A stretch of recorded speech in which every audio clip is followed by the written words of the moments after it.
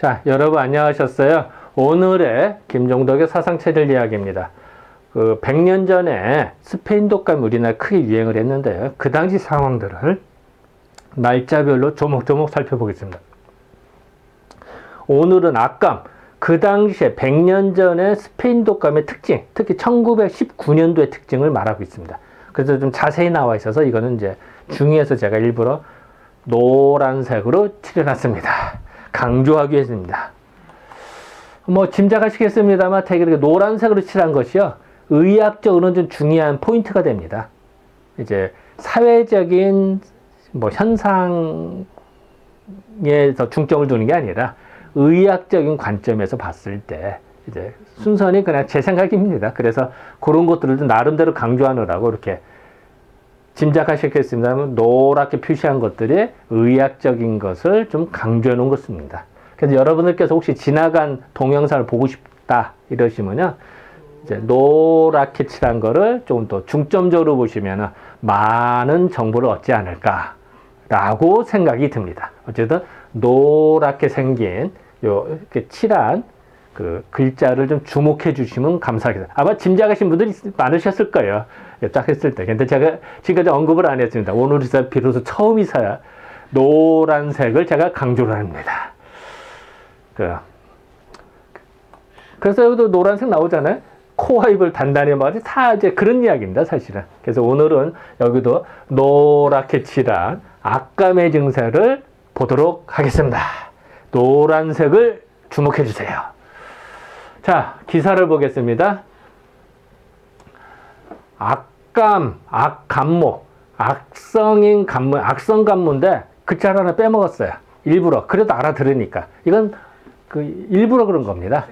예, 일부러 그런 거니까 이걸 또 오자 탈자 하는 게 아니라 알아들으면 됩니다. 그래서 악성감모 이렇게도 쓸 수가 있어요. 한번 옛날 타이틀을 찍을 때 보면은 악성감모, 감모는 이제 스페인 독감이라는 얘기죠. 여기서는 악성감모의 증세, 병의 상태, 증세. 조천이라는 사람의 군대 의사의 부장이 말을 했다. 그러니까 뭐 사실 조천이라는 사람 보니까 뭐 우리나라 사람은 아니죠. 일본 사람이죠. 어쨌든 뭐 이 당시 증상을 나름대로 분석한 것이 중요하기 때문에 소개를 합니다. 자, 보도록 하겠습니다. 악성감모, 악감모의 증세, 그러니까 악성감모의 증세가 어떠냐? 뭐 조처이라는 사람이 말을 했다. 뭐 이건 찾아보지도 않았어요. 뭐 이거 별 의미가 없으니까 여기 누가 말해도 중요하지 않어요. 중요한 거 아닙니다. 그래서 그냥 저도 누군지 인명사전 다 뒤져볼까 하다가 에이 뭐 무슨 의미겠어 뭐 하고서 뺐습니다. 실질적으로 이 당시에 일본인뿐만 아니라 우리나라 고위직들이나 그리고 일제시대 때 고위직들은 다 기록이 돼 있어요. 하다못해 교장 선생님의 출생지 언제 부임했고 이동했고 사망이 언제고 뭐 이런 얘기 다 있고요. 다 기록이 있습니다. 근데 어쨌든 뭐 의미가 없어서 뺐습니다. 본년, 그러니까 여기서 중요한 거는요, 우리가 뭘 관점적으로 봐야 되냐면, 중점적으로 봐야 되냐면, 우리나라의 스페인 독감이 상륙한 건 1918년도입니다. 전 세계적으로도 그때 크게 유행을 해. 그때 증상과 1년 뒤에 스페인 독감이 변형이 돼서 1919년도의 증상이 약간 달라요. 자, 다시 말할게요. 1918년도에 전 세계 유행했던 스페인 독감이 또 그것도 지역별로 차이가 나요. 즉 쉽게 말하면은 유럽에서 유행했던 증상과 우리나라에서 유행했던 증상과 일본에서 유행했던 증상들이 약간의 디테일하게 약간 차이가 납니다. 증상 적혀진 걸 보면요. 뭐 큰 타이틀은 같아요. 고열이 있다, 기침을 한다, 뭐 폐렴으로 사망한다 이런 건 큰 건 같은데요. 디테일하게 들어가면 조금씩 차이가 납니다. 그러니까 저는 생각할 때 아마도 이게 지역적인 특성에 따라서 이게 다르게 증상이 나타난다고 봅니다. 지금도 우한 폐렴이 전 세계로 유행하고 있는데 지역별로 나타나는 보고서가 좀 달라요. 증상들이. 그러니까 중동 지역에서 나타나는 증상, 이란, 뭐 스페인, 뭐 프랑스, 중국, 뭐 다른 나라들 이런 데이터를 쭉 보면요, 증상들이 조금씩 차이가 납니다. 이제 이런 것들이 저는 생각할 때 아마도 그 바이러스가 그 지역에서 이렇게 드러나면서 아마도 좀 디테일하게 차이가 나고 또 그 민족의 차이, 그 지역의 특징 이런 것도 나타나지 않나라고 보는데 큰 건 같고요. 이제 디테일하게 봤을 때 이런 얘기입니다. 이것도 마찬가지로요. 1918년도와 19년도로 비교하는 거거든요. 근데 그런 의미에서 의학적으로 좀 뭔가 의미가 있다라고 저는 판단하고 있습니다. 그냥 제 생각입니다. 그래서 이 당시에 이런 말이 나와요. 본년, 그러니까 1919년도의 유행성 감모도, 그러니까 18년도하고 19년도 했을 때 작년과 같이 맹렬한 형세로서 이게 살도한다는데요. 이게 이제 원래는 쇄도한다고 하는 거예요. 뭐가 쇄도한다. 이때는 살로 아니고 쇄로 읽어야 되거든요. 근데 요거를 쇄도로 써야 되는데 이 쇄도를 그냥 죽일 살자니까 요거를 이제 사람을 죽인다 할 때는 살로 읽고요. 뭐 몰아서 온다 한 데는 쇄로 읽거든요. 근데 그걸 모르고 요거를 그냥 살도로 쓴 것 같아요. 그러니까 살도라고 하는 거는 없어요. 쇄도라고 써야 되는데 한글로 표현할 때는. 그러니까 이게 이제 이런 또 실수를 해놔요. 그러니까 이제 한문이 없다면은 이걸 보고 무슨 뜻인지 알기가 되게 어려워지죠. 살도가 뭔지를.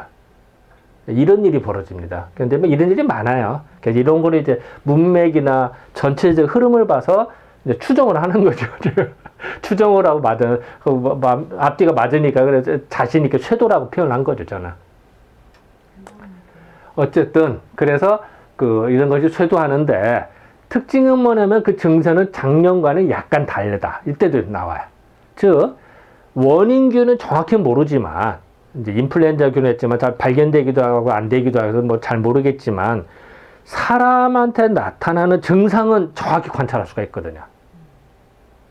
자, 마찬가지로 한의학에서 보면요. 100년 전이나 200년, 500년 전에 그 임상 기록들, 환자를 치료하면서 임상, 이 사람이 열이 뜬다, 눈이 충혈됐다, 설사를 한다, 변비가 있다, 땀을 흘린다, 뭐 기타 등 이런 증상들. 피부를 만져도 피부가 두껍다, 얇다, 피부가 탄탄하다, 매끄럽다, 뭐 이런 어떤 안색이 어둡다, 밝다, 누리끼리하다, 희미혈간하다 이런 증상들 자세히 기록이 돼 있거든. 그러니까 병의 증상들을 기록은 가능하니까. 그래서 그걸 보고 추정을 하는 거예요. 그리고 그 이해가 되는 거예요. 정확히 더 쉽게 말씀드리면요. 우리가 KTX를 타면은 서울에서 대전, 대구를 가도 부산을 가잖아요. 예를 들어서 경부선 같은 경우요. 물론 호남선도 있습니다만 어쨌든.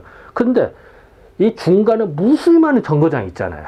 그러니까 어떻게 알아? 몰라요. 그런데 큰 줄기는 알죠. 서울에서 뭐 대전, 대구, 부산 간다는 건 알잖아요. 그 중간 과정은 모르지만 의학도 마찬가지예요. 사람을 볼 때 정확하게 어떤 기전인지는 몰라요. 하지만 통계적으로 봤을 때 이렇게 생긴 사람이 이런 약을 써서 이렇게 된다는 건 아는 거예요. 임상 경험적으로. 그게 의학이거든요. 이제 중간 과정이 세밀히 변화라는 건 이제 과학자들이 할 일이고요. 우리들은 경험을 아는 거예요. 한의학의 장점이 그겁니다. 몇백 년, 몇천 년 동안 누적된 경험들이 있거든요. 거기에서 무슨 뭐 데이터를 내라. 뭐 요즘 시대에 뭐 과학식 데이터가 어딨어. 경험이 나서 이런 것도 마찬가지로 여기서 무슨 데이터가 있습니까? 그런데 이런 증상들을 정확히 발견을 해서 알아내는 거죠. 그러니까 이런 거 무시하면 안 돼. 이것이 이제 힘이거든요. 그리고 몇백 년, 몇천 년 누적된 데이터는 그러니까 경험의 축적은 엄청난 거거든요. 이제 그런 것들이 이제 문화의 힘이다. 이런 생각이다. 그래서 그런 문화의 힘이 결국 이제 한의학의 힘도 그 중에 하나다라고 저는 생각을 하는 거죠. 뭐 제 생각입니다. 그래서 이제 그래서 이런 것도 공부하는 게 중요합니다. 자, 지금은 뭐 우한폐렴, 이제 옛날에도 스페인도 팬데믹을 해도 전 세계적으로 고생을 했습니다. 이런 연구가 중요한 것이 또 지금 100년 만에 또 나타났잖아요. 물론 이제 중간에 조류독감이나 뭐 메르스는 몇 번 있었습니다만 이렇게 대규모로 팬데믹 선전하는 이제 참 드문 경우죠. 그러니까 어떻게 보면 그래서 이게 스페인 독감도 연구를 해야 돼요. 특히 우리나라에서 있었던 상황들 정확히 또 알아야 돼요. 지역적인 특성이니까. 근데 이것이 번역이 안 돼 있었단 말이죠. 그래서 제가 계속 매일매일 번역을 해서 소개를 하고 있는 겁니다. 나름대로 의미가 있는 거죠. 이러다 보니까 제 자랑거리 했네요. 죄송합니다. 자랑하려고 한 건 아니었는데. 자기 자랑은 팔불출이라면서요. 죄송합니다. 뭐 웃자고 한 얘기니까요. 자, 봅시다. 보병 78연대. 동은 같은, 이제 옆에, 같은 동네라는 얘기죠. 같은 그 79연대의 환자는, 우리한테는 79연대, 100연대인지 이게 뭐가 중요하겠습니까? 우리한테는 이건 중요한 게 아니에요. 사실은. 흔히 맨 처음에 오한이 나고, 자, 모든 감기의 대부분들이, 독감이나 감기의 대부분이 사실 오한이 납니다. 의식을 추구합니다. 이게 아주 중요한 키포인트거든요. 근데 이제 추하면서도 열이 뜬다 하면 양방에서는 그 얼음팩을 해도 온도를 낮춰버려요. 그러면 더 추워하죠, 환자는. 그럼 면역체계가 더 파괴가 돼서 더 힘들어합니다. 근데 우리는 그게 아니라 의식을 추우면 이불을 덮어줘요. 따뜻하게. 그러면은 속에서 전율, 의식을 떨린다는 거는요, 내가 스스로 열을 내서 병균을 잡으려고 하는 겁니다. 그래서 온도를 올려주면 병균을 잡기 쉬워져요. 내 몸에 면역체가 생기는 거거든요. 그래서 이제 대처 방법이 다르죠. 양방과 우리가. 다시 말씀드려, 오한 기운이 있을 때, 의식을 추울 때, 양방에서는, 온도계 체크해서 이마 열이 있네? 한다. 그러면 체온이 높다면은, 얼음팩으로 옷을 더 벗겨요. 환자는 더 의식을 추워 죽겠는데. 우리는 따뜻하게 만들어요, 오히려. 그래서 스스로 이겨내게 도와줘요. 큰 차이죠. 어쨌든 증상을 설명하시니까 오한이 나고 그 다음에 발열, 오한 발열. 아주 기존 패턴입니다. 우리부터 감기 걸리다 생각하면 편합니다. 초기에 오한 발열이 붙어 다닙니다. 의식이 춥다 그러면 열이 나기 시작해요. 그리고 열이 나자마자 목젖이 아프고 목이 깔깔한 거예요. 왜냐하면 이제 이거는 대부분 이제 여기 호흡기를 통해서 들어오기 때문에 목이 껄끌거리다 그러죠. 건조하고 뭐가 걸린 것 같기도 하고 뭔가 그 빡빡하다. 사람별로 표현하는 방법이 약간 다릅니다만 어쨌든 목이 좀 불편해져요. 때로는 목이 부을 수도 있고요. 편도가 붓는다 그래요. 요즘 말로는. 목이 아프고 목젖이 아프고 그런 다음에 더 심해진 이제 기침이 나기 시작해요. 기침이 자주 나기도 하며 그런데 이때는 가래, 담이 나는 자는 별로 없다. 1918년도에는 가래가 나왔어요. 그래서 담 뱉는 거 이런 걸 강조를 했는데 여기서는 1919년도에는 희한하게 가래 나오는 건 별로 없다는 겁니다. 무슨 차이인지 왜 그런지 몰라요, 저도. 저도 가서 본 건 아니고, 기록된 거에 차이만 봤을 때. 어쨌든, 이런 것도 중요한 키포인트, 이렇게 차이점으로 기록이 될 수가 있을 것 같습니다. 근데, 다시 한번 말씀드리면, 이런 기록들이 번역이 전에 안 돼 있었으니까, 제가 지금 처음 하다 보니까, 당연히 임상보고나 이런 논문도 없었겠죠. 이런 것이 정리가 되면 그것도 논문이고, 의학계에 나름대로의 연구자료가 되지 않을까. 그 이제 연구자료의 초석이 되겠죠. 어쨌든 그러지 않을까라고 자화자찬했습니다. 순간 이해하세요. 자, 지금까지 말한 거에 아주 전형적인 증상입니다. 오한, 발열, 인후통, 목젖이 아픈 거, 또 기침. 여기서는 가래는 없습니다. 물론 이건 지금 사진입니다만. 그리고 차차 며칠이 되면은 머리가 두통이 와요. 대부분 이제 감기가 며칠 지나다면 머리가 뽀개지듯이 아픕니다. 두통이 오고, 그리고 계속 누워있고 몸이 힘들다 보면 허리가 아픕니다. 요통. 그리고 더 심하면 사지가 다 삭신 쑤신다고 그러죠. 삭신이 나른하고 아프고 얻어 터진 것 같이 아픕니다. 사지통. 사지가 지근지근 아픕니다. 이거는 이렇게 하나의 패턴입니다. 그리고 이따금 배가 아픈 일도 없지 아니하고 복통이 오기도 합니다. 왜냐하면 이제 소화 기능이 약한 사람들이 있어요. 이런 사람들은 감기를 걸리거나 큰 병치를 하면 소화 기능도 확 떨어집니다. 그래서 먹었다면 더 더부룩해지고 배가 아프기도 하고 설사까지 나옵니다. 그래서 설사는 복통 설사가 되게 같이 옵니다. 이제 대개 이런 패턴들이 보면은 이제 우리는 체질의학적으로 보면요, 대개 소음인들 이런 경우가 복통 설사가 같이 오는 수가 있고요. 간혹가다 소양인들 중에 이런 사람들이 있습니다. 소양인들이 이제 속열이 풀어질 때 이런 수도 있고요. 어쨌든 속이 안 좋은 사람들이 보면 복통설사가 동반하기도 합니다. 근데 다 그런 건 아니에요. 뭐 안 그런 사람도 있습니다만. 열은 대개 38도 내지 39도, 40도를 넘는 일은 드물다. 자, 이것도 큰 특징이죠. 1918년도에는요, 고열이 특징이었습니다. 그때 스페인 독감 우리나라 유행했을 때. 그래서 고열로 무조건 확 진행됐거든. 근데 이 당시에는 그 열이, 고열은 아니죠. 이것도 이제 열이 높은 겁니다만, 40도 같은 고열은 아니었다는 거죠. 여기 하나의 특징입니다. 근데 왜 이런 차이가 났는지는 모르죠, 저도. 기록상으로는 그렇습니다. 어쨌든 중요한 그 키포인트 중에 하나다라고 저는 생각이 됩니다.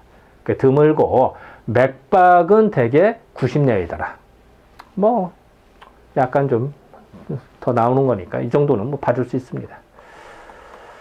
자, 아까도 말씀한 이런 거 걸리면 두통이 특징입니다. 대개 두통의 원인에는 무수히 많습니다. 감기 걸려도 두통, 배 아파도 두통, 뭐 신경 써도 두통, 잠 못 자도 두통. 그래서 두통의 원인은 진짜 엄청나게 많습니다. 어쨌든 뭐 그렇다. 거꾸로 말하면 두통약이 있을까요? 없을까요? 진정한 두통약이. 그 원인이 이렇게 많으니까 어떻게 획일적으로 두통약 하나 딱 만들어 하게 돼. 대부분 진통제일 뿐이죠. 그러니까 두통을 진짜 잡는 약은 아니죠. 다만 있게 하는 것 뿐이죠. 그걸 또 맹신하면 안 되겠죠. 절대로.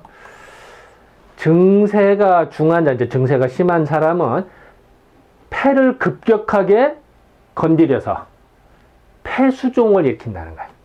자, 지난번에는 폐렴으로 확 나가서 많이 죽었거든요. 근데 이번엔 폐수종으로 많이 죽는다. 폐렴과 폐수종의 차이도 넓게 보면은 폐가 절단나는 같고요. 그 디테일하게 보면 약간의 차이가 있는 거거든요. 그러니까 이걸 뭐 큰 카테고리로 보면은 같은 얘기고요. 뭐 작게 보면 또 다르고. 그러니까 어쨌든 중요한 거는 이렇게 차이는 났다. 일단은 폐수종을 상당히 강조했다. 모르죠. 이때 당시에 이제 용산 지역에서 나타나는 거의 특징인지, 뭐 전체적으로 1919년대 특징인지 이런 건 뭐 더 두고 볼 얘기입니다만 어쨌든 폐수종을 일으키더라. 그러다고 하다 보니까 폐가 절단나니까 어떨까? 숨을 잘 쉴까요? 못 쉴까요? 그러면 뭐 어떨까? 호흡이 편안할까요? 곤란할까요? 당연히 곤란해집니다. 그래서 곤란해지고, 물론 그 전에도 보면 기록 보면 유럽에 나온 게 보면 이제 해부를 해봤더니 마치 사람이 물에 빠진 것 같더라. 폐가 물이 꽉 찼다 이런 말이 나옵니다. 그러니까 유럽에서 그 1918년도 임상 기록의 보고서하고 상당히 일치합니다. 이런 거는.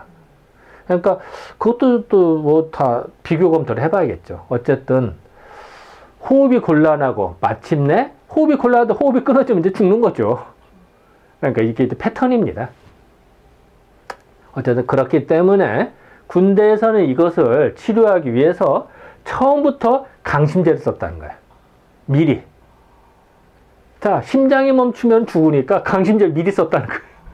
자, 이게 정말 옳은 처방일까?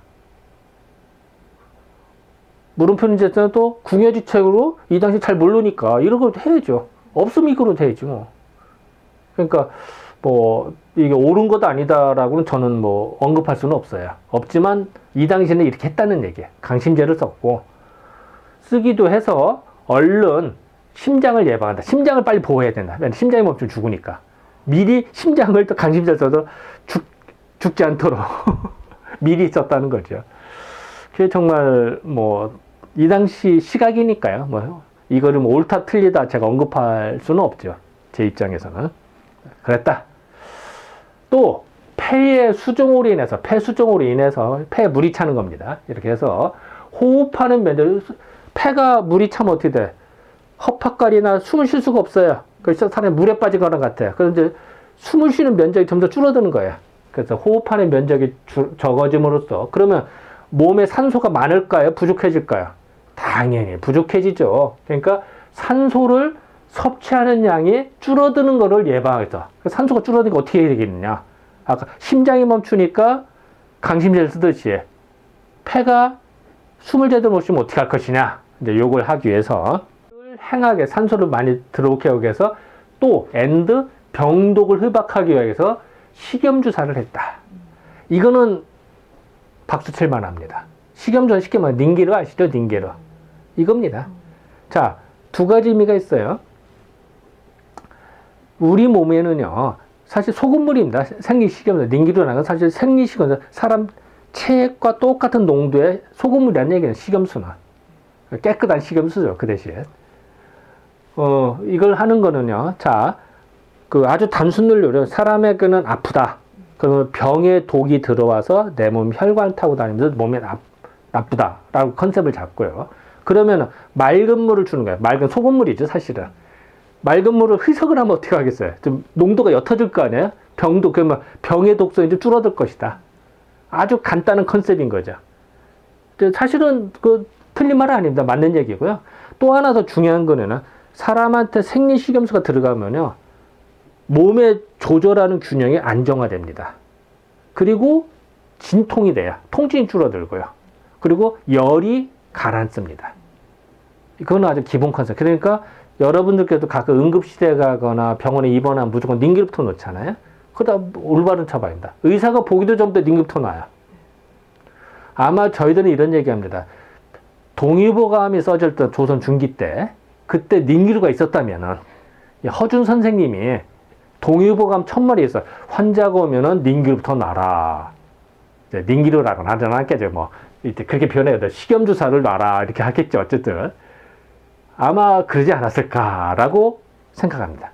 그래서 저희들도 이제 환자 중에 이제 많이 힘들어하거나 이럴 때는 그냥 그 닌기르 맞고 오세요라고 처방하기도 합니다. 왜냐면 그 필요하거든요. 인정할 거 인정해야 돼요.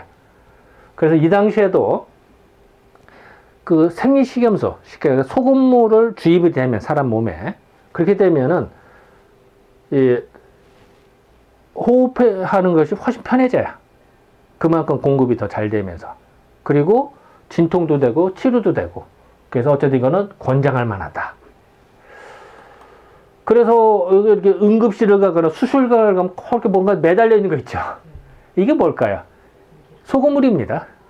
닌기르도 이제 여기다가 이제 주사행터 첨가하기도 하고 뭐 하기도 하고 하죠. 어쨌든 대부분의 뭔가 이렇게 매달린 거, 주렁주렁 매달려. 뭐 필요하면 이제 뭐 여러 개 주사가 있을 수도 있겠습니다만 기초적인 거는 당연히 생리식염수가 항상 매달려 있습니다. 예. 예방하는 방법으로는 감기에 걸리다. 이건 이제 아까 걸리면 이제 생리식염수를 쓰거나 옛날에는 이제 그 심장을 강화하는 강심제를 썼다. 근데 강심제는 좀 너무 좀 과한 거죠, 사실은. 생리식염수는 권장할 만하다. 그냥 잘한 거다. 그리고 이제 전체적으로 예방 방법은 뭐냐? 감기에 걸리지 않도록 하는 것이 제일이다. 아니, 당연하죠. 감기 걸리면 몸이 면역이 떨어져 버리니까. 안 좋으니까. 그러니 사람이 많이 모인 곳에 가지 않는 것이 좋다. 100년 전에도 이 말을 똑같이 했거든요. 지금도 마찬가지죠. 사람 많이 모여 밀집된 데 피해라라는 계속 얘기를 하죠. 그리고 또 하나, 방 안을 건조하지 않도록 해라. 왜냐하면 이제 겨울철이 되면 난방을 한단 말이죠. 그러면 공기가 건조해질까요? 아니면 촉촉할까요? 당연히 건조해집니다. 겨울이 되면 더 건조해집니다. 그래서 목이 더 감염이 더 잘 됩니다. 습도가 적당하면 이겨낼 수가 있는데 너무 건조하면 이제 목이 깔끌거리면서 식기가 더 걸립니다. 그래서 습도 유지를 해야 된다. 이 얘기는 이제는 계속 강조되는 것 중에 하나입니다. 이거는 당연합니다. 지금도 마찬가지죠. 그래서 특히 이제 겨울이 됐을 때는 이때가 요새는 엄한 이제 그 혹독한 추위란 얘기죠. 그러니까 혹독한 여기는 이제 심한 추위다 번역을 해도 혹독한 추위. 엄하니 박두, 우리가 영어 개봉박두 뭐 이런 내용이죠. 박두는 닥쳤다, 금방 온다, 이제 곧 추워질 거다. 이제 엄청나게 추워질 거니까 엄청난 추위가 곧 올 거니까 개봉박두 하듯이 곧 올 거 와서 이렇게 어떻게 돼요? 방에 불을 많이 떼죠. 뭐 지금은 이제 보일러를 많이 튼다라 표현하겠죠. 옛날에 이제 장작으로 불 때 쓰니까 불을 많이 떼고 그리고 방 안에도 난로를 갖다 놔서 옛날 화로 이런 게 나서. 옛날 드라마 보면 그런 거 나오죠. 사극 보면은. 난로. 사실 난로는 그 난로를 안 쓴 거 얼마 안 돼요. 제가 어렸을 때도 방 안에서 난로를 썼으니까요. 그 맨날 난로에다가 밤 두고 먹기도 하고 거기다가 찌개 데펴 먹기도 하고 별거 다 있죠. 어쨌든 난로를 피움으로써 그 화로 같은 거를 많이 썼죠. 이래서 방안이 건조하기가 쉽다. 난로를 쓰면 건조해. 그래서 우리부터 난로 있으면 뭐 주전자를 올리거나 해서 항상 습도 조절을 하죠. 이때도 마찬가지입니다. 당연한 얘기다. 그래서 이런 습도, 습기를 이렇게 주는 것이 중요하다. 가습기가 중요하다. 난로에다 주전자를 넣는 것도 하나의 방법이고, 뭐 수건을 이제 젖은 수건을 걸거나 빨래를 널거나 하는 것도 하나의 방법, 여러 가지 방법이 있겠죠. 화초를 길리면서 일부러 물을 많이 주거나 이런 것도 하나의 방법일 거고요. 그런즉 증기를 내게 하든지, 그러니까 주전자를 넣어서 습도를 하든지, 아니면 방안을 이렇게 해서 방안을 건조하지 않도록 하면 좋다. 왜냐면 목이 깔깔하고 건조하면 더 쉽게 걸리니까. 뭐 당연한 얘기죠. 또 더 나아가서 목이 아픈 경우는 어떻게 하나? 이렇게 조심해서도 걸려도 목이 껄끄러고 아프단 말이죠. 편도가 벗다. 그리고 목이 막 불편하다 할 때는 어떻게 하냐? 방법은 목을 따뜻하게 하라는 얘기예요. 이거는 지금도 유용합니다. 양방에서 이걸 잘 안 하는 편이 많은데 우리들은 그걸 많이 강조해요. 옛날이나 지금이나. 그래서 하면은 목도리를 하거나 목을 약간 따뜻하게 하면 이게 목 아픈 게 많이 가라앉습니다. 그래서 우리를 많이 강조하는 것 중에 하나고요. 그리고 아침 저녁으로 함음제로 목을 축일 것이었는데 이걸 못 찾았어요. 함음제가 뭔지 모르겠어요. 아무리 뒤져봐도 나오지가 않네요. 죄송합니다. 저도 실력이 짧다 보니까 다 아는 게 아니어서. 어쨌든 이거는 혹시 요거 함음제가 뭔지를 아시는 분 계시면은 저한테 연락을 주시면은 진심으로 감사드리겠습니다. 이 모르겠어요. 아마 어떤 그 제품 같은데 이 당시에 100년 전에 사용하던 근데 잘 모르겠어요. 뭐 요즘 뭐 가글 같은 거 같은데 뭐 모르겠어요. 어쨌든 이제 목을 축일 것이다. 그래서 아까도 말씀드렸습니다만 목이 깔깔하거나 감기끈은 어떻게 해줘? 목도로에도 목을 보호를 해줘야 돼요. 그리고 따뜻한 차를 먹어주는 게 좋습니다. 따뜻한 콩나물국 먹는다 이래도 좋겠죠. 일단 냉면 먹으면 안 되겠죠. 근데 양방에서는 목이 편도가 붓거나 이러면 오히려 아이스크림을 먹어라. 또 오히려 열어놔라. 이렇게 하거든요.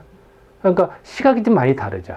우리들은 열이 나거나 의식을 춥거나 뭐 불편하다면 오히려 따뜻하게 해서 그 병원과 나와 있으면서 그 아군을 도와줘서 스스로 낫게 하는 거를 강조하고요.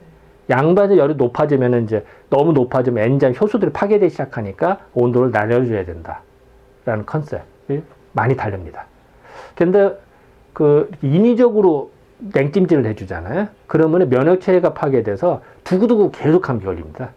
근데 아이들 보면은 그런 아이들 보면 한 달이 아니라 2달, 3달 때 계속 감기장을 살죠. 그런 수를 많이 보거든. 근데 오히려 그런 아이들이 우리 한의원에 왔을 때 치료해보면요. 해주면은 많이 좋아집니다. 어쨌든 기본 컨셉은 따뜻하게 해줘야 돼요. 사실은. 그래서 따뜻한 음료를 먹거나 목을 따뜻하게 하나. 이것이 중요하다.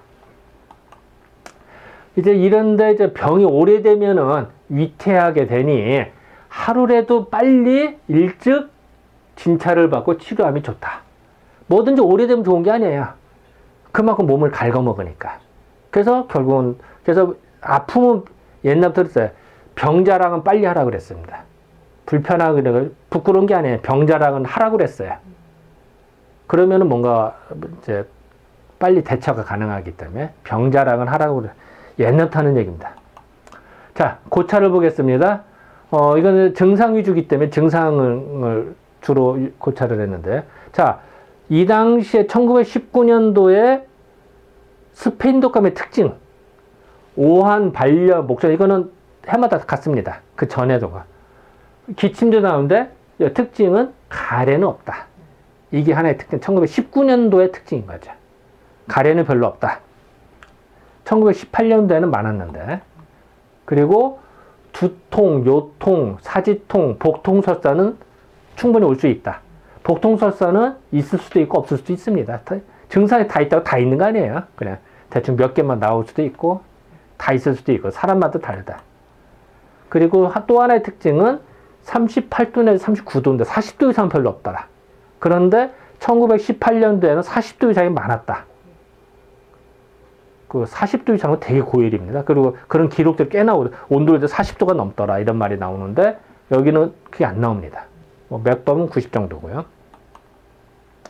그리고 또 하나 특징은 폐수종이 많이 언급이 돼, 이 당시에는. 그전에는 폐수는 폐렴을 언급했거든요. 그러니까 이제 그런 어떤 차이가, 이거 폐수종을 예방하는 방법이나 치료하는 거는 링기로 식염주사가 중요하다. 그리고 습도 조절이 중요하고 건조해지니까. 그리고 빨리빨리 치료해라. 이거는 뭐 당연합니다. 지금도 병원에 가면은 이렇게 가습기가 항상 틀잖아요. 그리고 빨리 치료해라. 이거 뭐 100년 전이나 지금이나 똑같이 강조되는 거죠. 이것도 식염주사도 지금도 똑같습니다. 뭐 되게 강조하는 거고요. 다 같은 비슷비슷합니다. 증상 뭐 요새 앓는 사람 비슷합니다. 어떤 조금의 뭐 차이는 있을지언정. 그래서 이렇게 자꾸 예전의 기록들을 보면은 이렇게 다 지혜가 생긴다. 이렇게 볼 수가 있습니다. 자, 지금까지 12월 12일에 대한 기사를 살펴보았습니다. 네, 감사합니다.